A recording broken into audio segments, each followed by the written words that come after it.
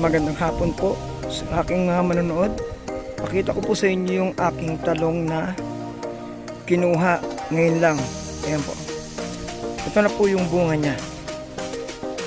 Dalawa ho agad yung kinuha ko. Doon po yung isa. Yan sa puno na yan. At yung isa ay doon sa puno na yan. Ayan. So marami pa naman yung bubunga. Actually mayroon pa rin itong bago.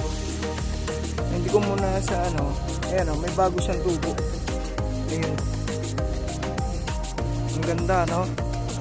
Meron pa rin doon sa kabila, pero mga bago pa lang siya. Maliliit pa.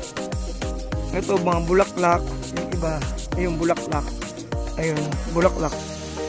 Pabunga na. So ayan, pinakita ko lang yung aking talong na nakuha. Ito, pwede na siya pang gulay. Magagamit ko na siya sa gulay. Okay? Kahit 2 piraso lang po ito, malaking bagay na po. At least sarili nating tanim. Organic po siya. So, sarili natin talagang tanim ito. Ito na po yung nakuha ko sa kanya. Meron pa pala doon, oh. Ayun, banda roon. Meron doon, kita ko. Yung banda roon. Hindi ko lang nasisilip kasi bibihira tayo ngayong umabalik sa aking taniman. Pero ngayon, kakadilig ko lang din. Ayan, ayan na siya ngayon. Kakakuha ko lang kasi baka masira Kinuha ko na. Ayan lang po.